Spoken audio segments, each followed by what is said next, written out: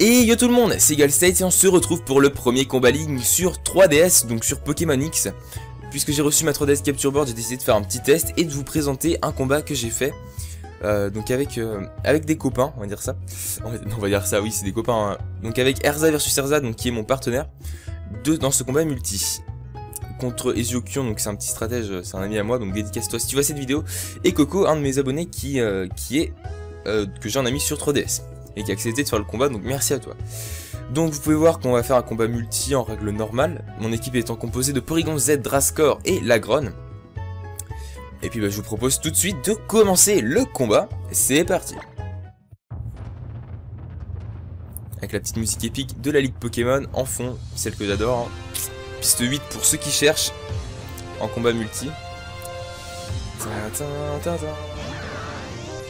Donc ils envoient un premier duo de légendaires, donc ce qui m'a...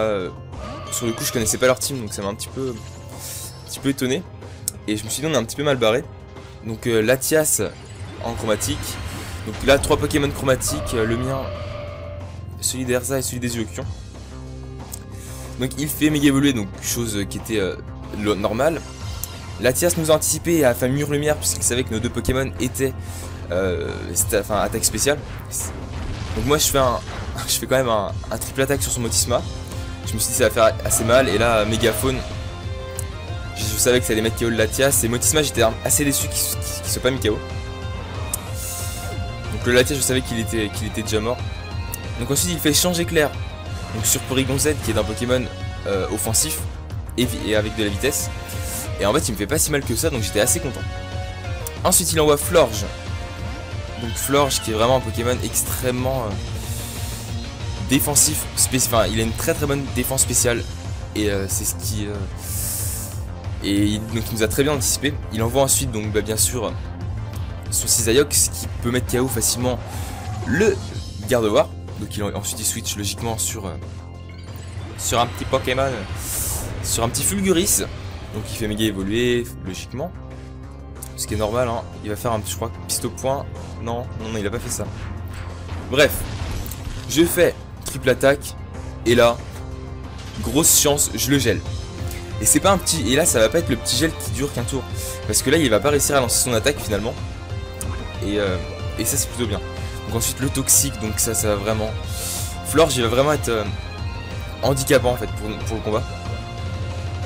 Parce que comme vous pouvez le voir, on a quand même pour l'instant des Pokémon plutôt basés sur l'attaque spéciale. Donc il augmente quand même son attaque spéciale. Moi je focus triple attaque, alors je me suis dit si d'ailleurs s'il est gelé, on va continuer à le geler, on va continuer à rester comme ça, faudrait qu'il reste un maximum. Et donc là il reste gelé, donc là j'étais super content. Ensuite Florge, pouvoir lunaire. Donc je me suis dit Porygon Z il est mort, de toute façon c'est fini. Et là non, 18 PV, je fais oh beau gosse. Donc j'avais hésité à me placer avant parce que j'ai machination. Et je me suis dit bon 18 PV, se placer c'est un peu risqué. Il vaut mieux focus. Switcher ça servirait à rien. Donc je me suis dit on va focus. Et là triple attaque. Sur son Scizor toujours, faut l'affaiblir un maximum. C'est le Pokémon qui va vraiment nous handicaper le combat. Donc faut le focus. Ensuite donc Florge continue sur pouvoir lunaire. Je me suis dit bon c'est fini. Et puis non. Il attaque Fulguris. Alors là... j'ai été étonné, puis après quand j'ai vu qu'il avait baissé l'attaque spéciale, j'ai compris pourquoi il avait fait ça. Donc c'est bien joué à lui, hein. Bien joué de sa part. Et il résiste de 4 PV, donc là, on était mais super contents, on s'est dit, ils ont totalement loupé leur coup. Donc là il switch, parce qu'il savait qu'il allait être mis KO. Il envoie Nymphali, donc Nymphali aussi très... il peut être staté bien en défense spéciale. Florge fait abri parce qu'il savait que j'ai oublié, non, Fulguris allait lui faire un bomber. Donc il se protège. Et il savait qu'après il allait mourir avec le poison. Moi je fais un triple attaque sur Nymphali. Qui ne fait pas beaucoup de dégâts sans surprise, hein, bien évidemment. Florge se soigne avec un petit peu de reste. Bon voilà, c'est vraiment histoire de gratter un tour quoi. Et vous pouvez voir que mon Porygon Z est quand même toujours sur le combat, sur le terrain. 18 PV, ça fait 3 tours. Bref. Donc il est KO. Donc ce qui était à prévoir. Il envoie Gardevoir parce qu'il savait qu'il n'avait pas de contre possible de Pokémon de type fée. Il savait qu'il allait pouvoir se placer. Et il a peut-être totalement raison. Donc plénitude. C'est très bien joué de sa part, ce qui fait qu'en fait lui il s'est beaucoup placé pendant le combat, je vais pas vous le cacher. Moi j'ai un petit peu joué mon bourrin, mais voilà, j'ai bien aimé ce combat, donc c'est pour ça que je vous le passe. Donc moi triple attaque, j'avais tonnerre il me semble aussi, et tonnerre, triple attaque et laser glace. Donc là il fait un vœu. Je me suis dit ouais c'est pas bon, et là glade soin. Donc glade soin en fait, c'est maintenant que j'ai compris pourquoi il avait switché son Cisaillux, parce qu'en fait maintenant Cisaillux n'est plus gelé, et il reprend du service, on va dire ça. Donc là hop, il soigne, donc les objets qui s'activent. Pour Rigonzette, je sais plus ce que je lui avais mis comme objet, mais j'avais pas dû lui mettre un truc extra.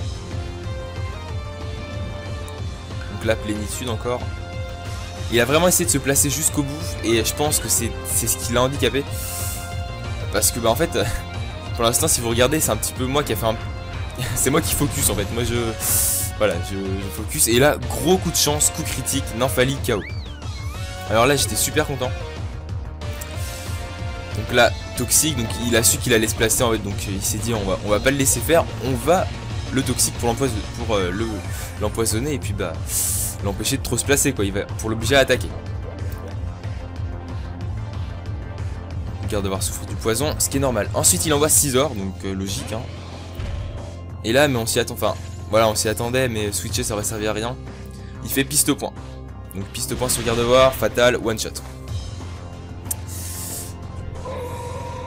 C'était totalement prévisible hein. On savait même avant d'avoir envoyé son Cisaillux, on savait déjà qu'il allait faire ça. Donc là je lui fais triple attaque KO. Et vous pouvez voir qu'il est encore sur le terrain, mon petit Porygon-Z. Bon, maintenant, logiquement, il est KO, mais il a quand même tenu avec 18 PV. Et je pense que s'il l'avait mis KO avant, il y aurait eu beaucoup moins de soucis. Donc, Erza envoie son dernier Pokémon, Trioxide. C'est pas le meilleur contre Florge, mais moi, je vois mon Drapion. Mon Drapion chromatique que j'ai garé à bord. Mais bref, voilà. Donc Drapion logiquement hyper rapide, poison croix, ça fait son dégât, ça fait son panel. Il me fait pouvoir lunaire, donc logiquement sur Trioxide, OHKO c'est logique, effet x4, on s'y attendait. Donc il se soigne avec les restes. Et là il savait très bien que ça servait à rien de faire abri, parce que de toute façon il était KO, voilà, Florge KO. Donc faut aussi savoir que je joue mon Drapion avec l'antiscope et sniper, tranche nuit avec. Ce qui fait qu'en fait tranche nuit a un haut taux de critique, l'antiscope augmente le taux de critique encore, donc ça veut dire que presque à chaque fois il fait des coups critiques. Et sniper augmente la puissance des coups critiques. Ce qui fait que il est vraiment très dur à battre Drapion, sachant qu'il a une très bonne défense, une vitesse assez pas mauvaise et une très bonne attaque. Donc hop, et là coup critique, sniper, l'antiscope, boum. Et donc voilà, ah non, on ne termine pas le combat là, il reste son Motisma qu'il avait switché. Mais bon, j'étais quand même plus rapide que son Motisma. Et ça se termine par un joli petit poison croix. Donc voilà, donc victoire 2-0. Victoire 2-0, donc c'était plutôt sympa. Excusez-moi. Donc voilà. Donc j'espère que ce combat vous aura plu. J'espère. Dites-moi en commentaire si la qualité est bien, etc. Encore, c'est un test pour Kilicarus qui va venir. Parce que Kilicarus, je compte tourner du Kilicarus en facecam. En facecam, donc peut-être pas tous les épisodes, mais les principaux épisodes, je les tournerai en facecam. Suivant le montage que ça me donne. En tout cas, le premier sera en facecam. Voilà. Je vous l'annonce, vous pourrez voir ma tête. Voilà. Donc il y aura les deux écrans. Donc Kilicarus, je sais pas si vous connaissez, j'espère que ça va vous plaire. D'ici là, n'hésitez pas à laisser un petit pouce bleu si le combat vous a plu. À laisser vos commentaires, vos avis si vous avez aimé, si c'est mieux comme ça, si voilà, si vous voulez que je continue les combats. Parce que j'ai fait plein de combats depuis le début. Mais j'ai pas osé les filmer parce que je voulais attendre ma 3DS Capture Board. Donc voilà, merci d'avoir suivi cette vidéo. A plus les gens, restez comme vous êtes super, à plus, bye bye.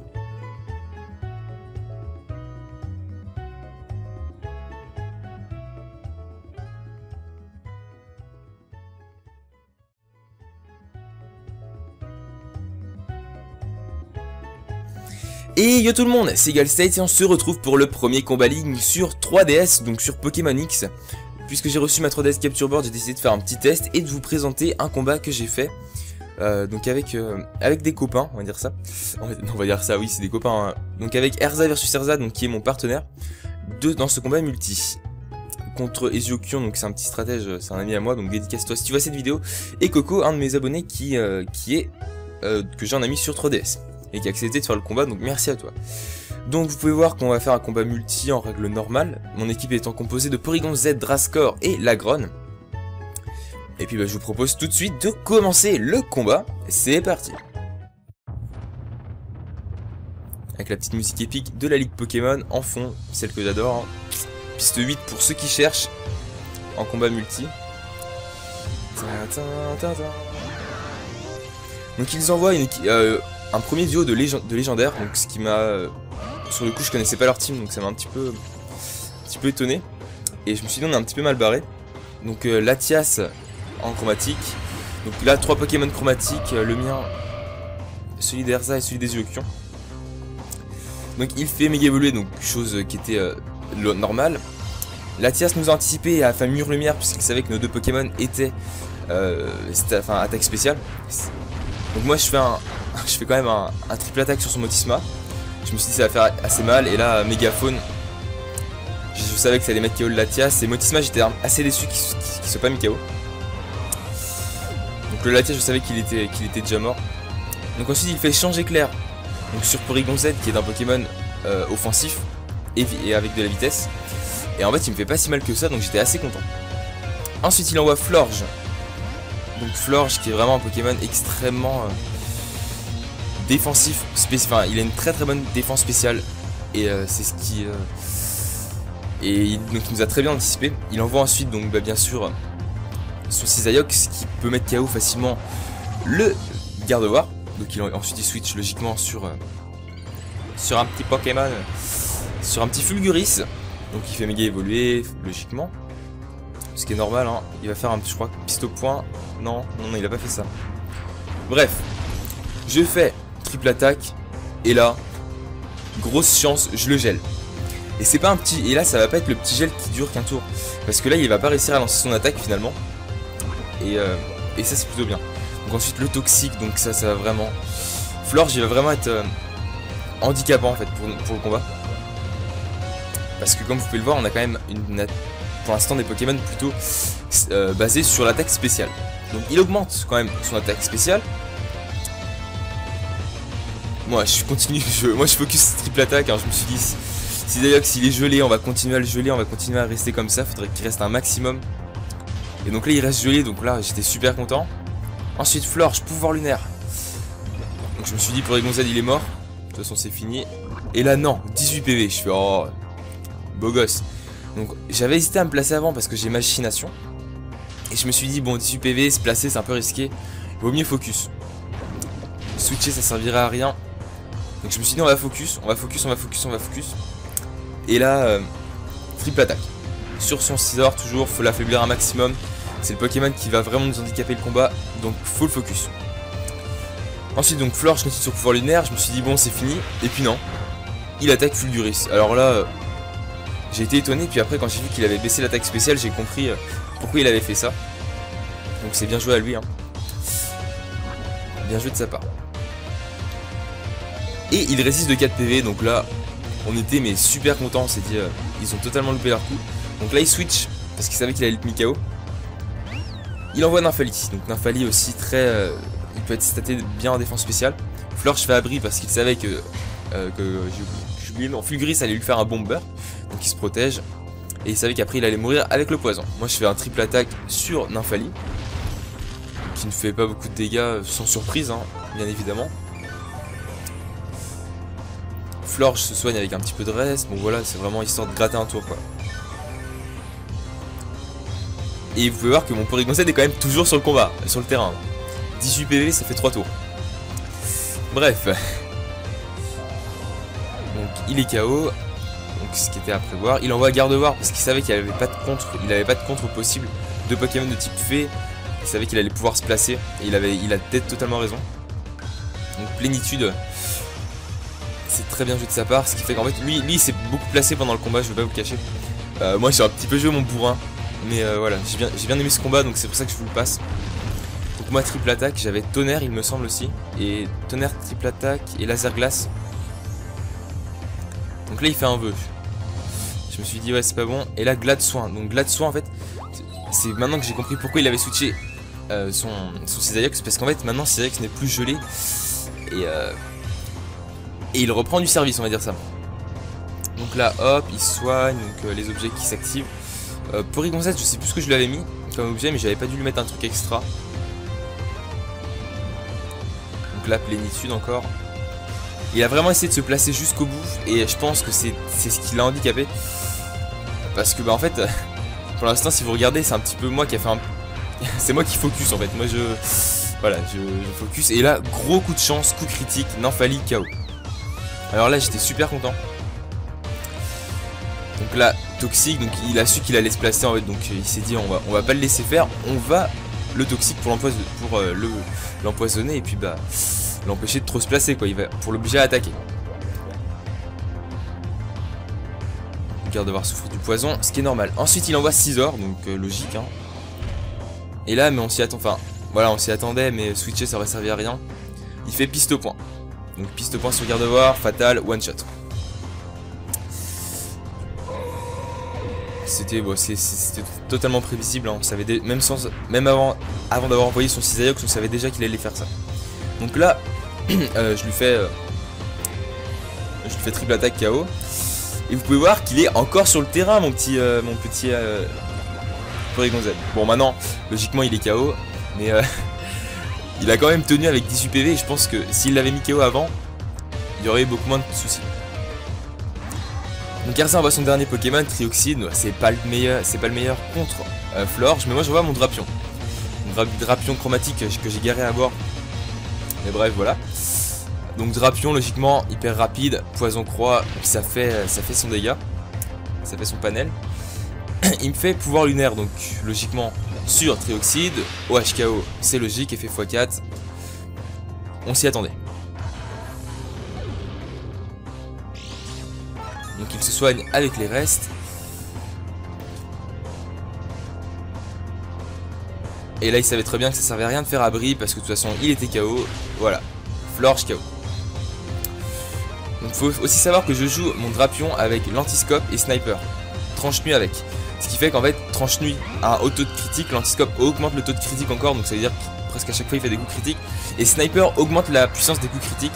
Ce qui fait que il est vraiment très dur à battre Drapion, sachant qu'il a une très bonne défense, une vitesse assez pas mauvaise et une très bonne attaque. Donc hop, et là coup critique, sniper, l'antiscope, boum. Et donc voilà, ah non, on ne termine pas le combat là, il reste son Motisma qu'il avait switché. Mais bon, j'étais quand même plus rapide que son Motisma. Et ça se termine par un joli petit poison croix. Donc voilà, donc victoire 2-0